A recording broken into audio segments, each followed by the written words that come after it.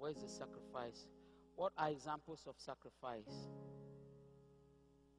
When you have died to your personal ambitions, to your goals, to your desires, and you're only living for Christ. I'll give you 2 examples, then I end of my personal, because I cannot preach this if I have not experienced it. I told you that how I lived in Cameroon. I was well educated, had a master's degree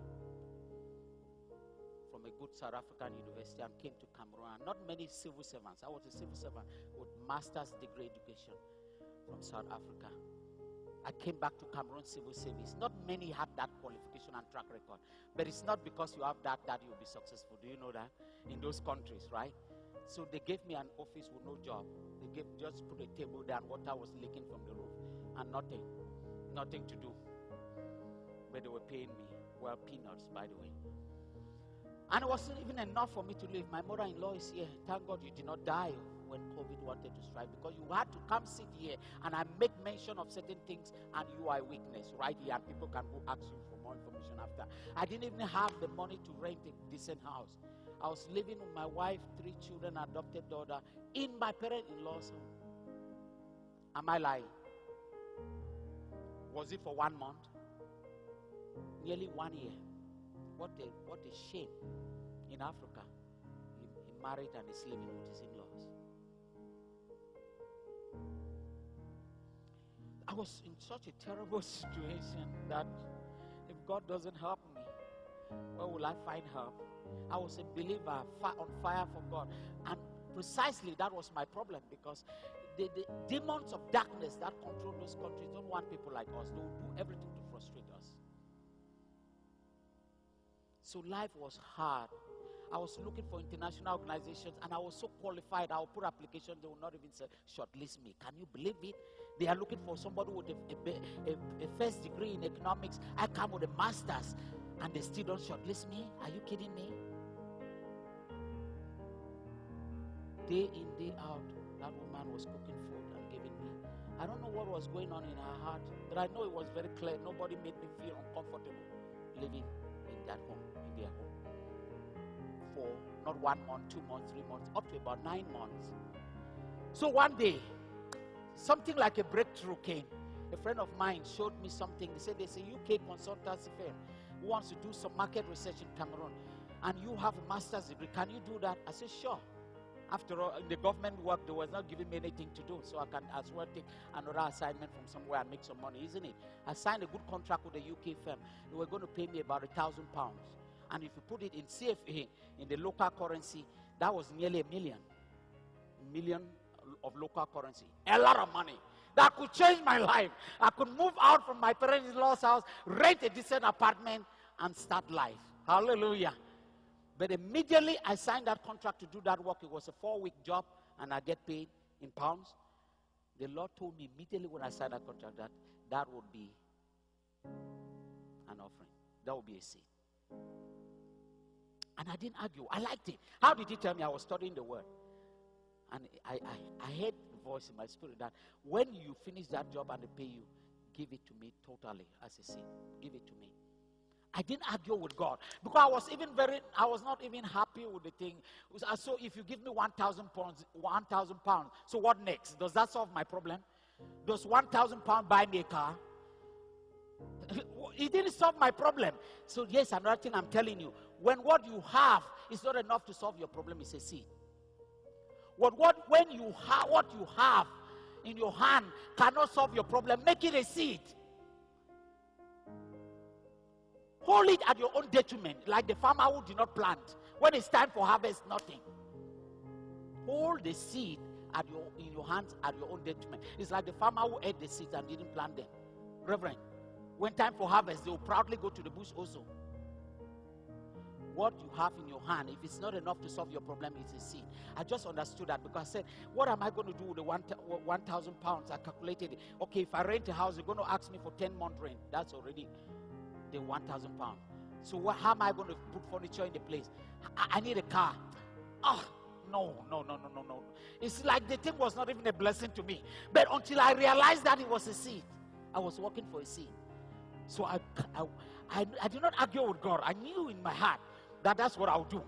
So immediately, when I finished the job, and the money came in, my pastor, they paid it to my pastor's bank account, because I didn't even have a bank account. In Africa, it's not easy to get a bank account. You got to have money before they open you a bank account. So I didn't even have a means to open a bank account that they can wire the money from the UK into my account. But thank God that particular pastor, and I believe he will listening to me, his bank account information is what I provided. And they wired the money to his account. I remember it was a Wednesday. Wednesday, we went to his bank. He said he got an alert that they have wired £1,000 into his account. Let's go with him. Let me follow him. He drove me in his car. And we went there, and he collected the money from EcoBank in an envelope. All the money in local currency. Nearly $1 million local currency, $1 million. I've not told him what I was going to do. From there, we went to church for Wednesday night service, Wednesday service. During the offering, I just put the same bag as I took it from EcoBank. I put it in the offering basket. I did not even count it, by the way. They counted it before me when they gave it to me. And I put it in my bag. I just removed it from my bag and put it in the offering basket. Then after the service, I didn't even have transport to go home, by the way. So here's the guy. No, poor like a church rat. He just got about $1 million in local currency, and he gave it away. And now I have to go take a taxi, go home. I don't have money. So I crossed the road by faith and stood by where I needed to stop a taxi. I'm looking at his taxis as they are coming. Looking as they are coming. Then before I realized, an associate pastor in the church was coming and he honked me. And he asked me, say, can you jump in? I will go drop you at home. I said, okay. He didn't know that I don't even have transport to pay. I'm standing here, just, So I jumped into the car and he went and dropped me at home. When I got home, then where the real battle started. Because my wife knew that I was going to take the money. So I eating, and just quickly, I just want to go to bed, okay? I don't want to have any conversation on anything. I just want to go sleep, not talk about this. So she came and said, okay, so did you go to the EcoBank? I said, yes. So you took the money? I said, yes. I'm not saying anything more. And she said, where is it? I said, I put it in the offering. What? I said, that's what I told you now. I myself was angry. He said, well, but why didn't you just give your 10% your tithe? You gave all of it? I said, oh, no, leave me alone. Okay, this is above me. I turn my bed, my side on the wall, and try to get some sleep. And just tell the Lord, well, you have to handle this. You are the one who told me to do this. You have to sort that out with her.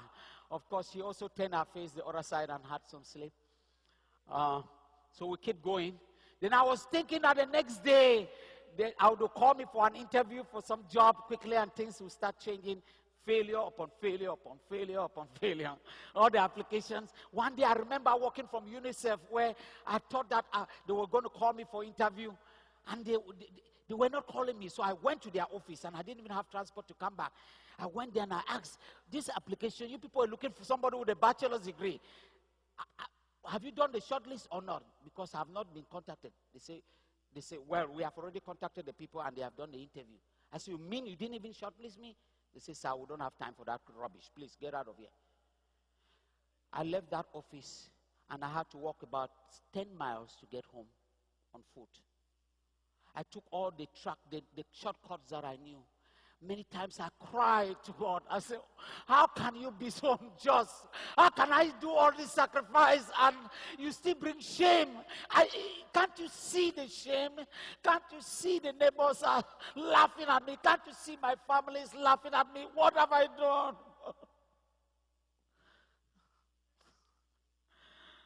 All right, let me short the story. Make it short to end so that we end the service very well. From that cry that day, when I managed to get home, but before I got home, I started feeling better because I cried. It's good to cry. I cried loud. I cried. I was frustrated and I cried. And when I cried, there was healing, there was peace. So when I got home, nobody knew that I cried. She'd never know this part of the story. So when I got home, I ate. Then I got again an email say, hey, Julius, you did that project very well. Do you mind to do another project for us again? I said, sure. So they gave me another one now for 600 pounds. They keep giving it. They keep giving it. They keep giving it. It was never running out. I kept doing it until I got money to carry my family out of Cameroon to South Africa. From South Africa, the Lord opened the door. We here in America. We did not pay a dime from South Africa to bring us into the U.S. You need to hear this. It was on a red carpet. Everything paid for all of us. They even paid to move our furniture from South Africa to the U.S. I said, why am I carrying furniture from South Africa to go to the U.S.? Excuse me, I don't have any furniture. They hired a hospitality person who received us at the airport with their boss, carried us to a home well furnished for us, and was the one doing groceries for me for 1 month. You don't want to tell me that. This is the kind of God. I tell you. And during the pandemic, I buy a house of about $1 million. During the pandemic. Don't tell me that there's no altar working. Don't tell me. Don't tell me that. Hallelujah. You needed to hear this powerful testimony, because it's what you are willing to let go that determines what God brings into your life. And when what you have is not enough to meet your needs, it becomes a seed. As we go into the fundraising, don't let Kingsley come and fine-tune you. And how do Blessing put it?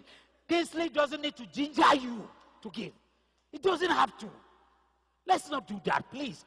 Do it to the unbelievers, not to these people inside this, not to these ones listening to us. You have understood the power of a sacrifice on the altar. When you do that, you don't know what you've built for your life. So that's the end of that particular sermon today. Hallelujah.